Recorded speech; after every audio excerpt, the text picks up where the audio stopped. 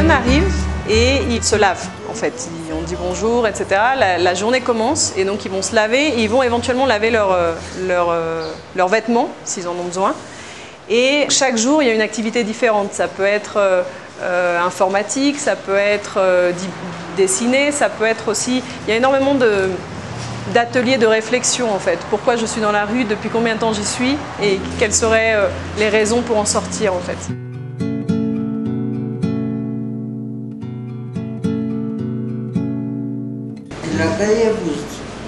Je vis et je travaille dans la rue.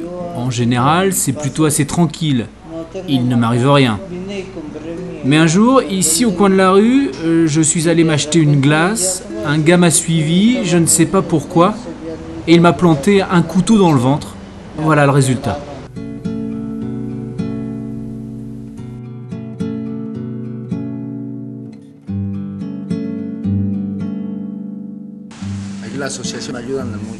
L'association m'apporte beaucoup. Elle m'aide au niveau administratif pour mes papiers. Au niveau psychologique, c'est aussi super. C'est très bon pour le moral. En fait, ici, tout ce qui est fait nous aide pour beaucoup de choses.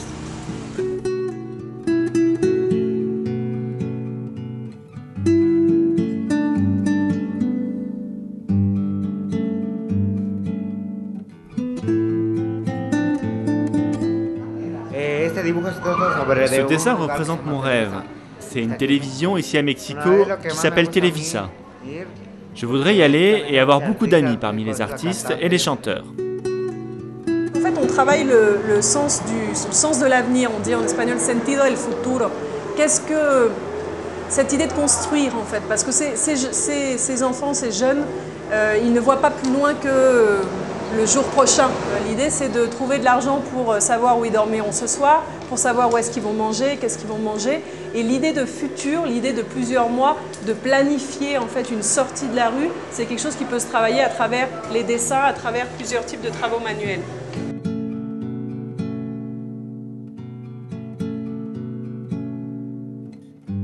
Ces deux petites filles, elles travaillent pendant la rue, elles vivent dans la rue, sur une espèce de structure en métal. C'est quelque chose d'assez terrible.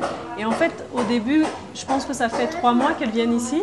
Au début, on jouait avec elles parce qu'elles étaient sur le trottoir. Et donc, elles ont énormément amélioré en fait plein de choses avec nous parce qu'au début, elles avaient même des réactions un peu bizarres. Elles ne parlaient pas forcément, elles pouvaient même grogner.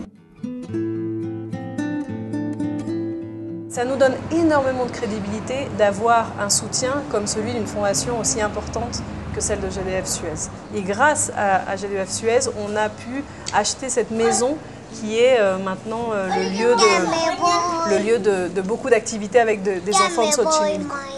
Adios.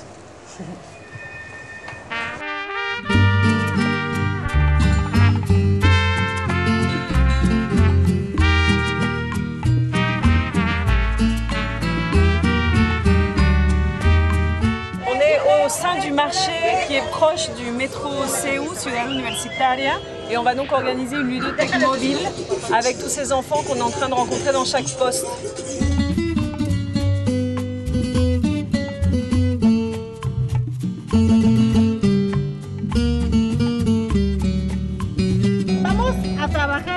Nous allons aujourd'hui apprendre à reconnaître les aliments, à savoir ce que c'est grâce au dessin. Ça, par exemple, c'est du fromage. C'est très important, c'est un travail de prévention. Donc l'idée c'est de pouvoir travailler au bout d'un moment au sein du centre sur ces mêmes thèmes, mais dans un contexte beaucoup plus établi.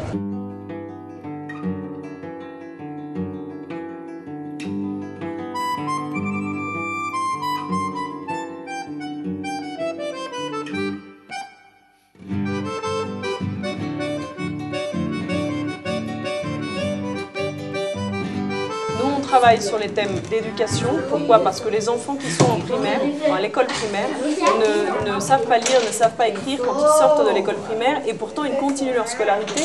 Et en arrivant dans des classes un peu plus hautes, c'est là où arrive tout de suite la désertion scolaire très facilement. Donc pour qu'ils aient plus d'opportunités dans le futur, il sera très important qu'ils puissent arriver jusqu'au lycée au moins et éventuellement pouvoir penser à une carrière universitaire. J'aime venir ici car on fait du travail manuel, on dessine, et on apprend à se servir des ordinateurs. Au centre, ce n'est pas pareil qu'à l'école.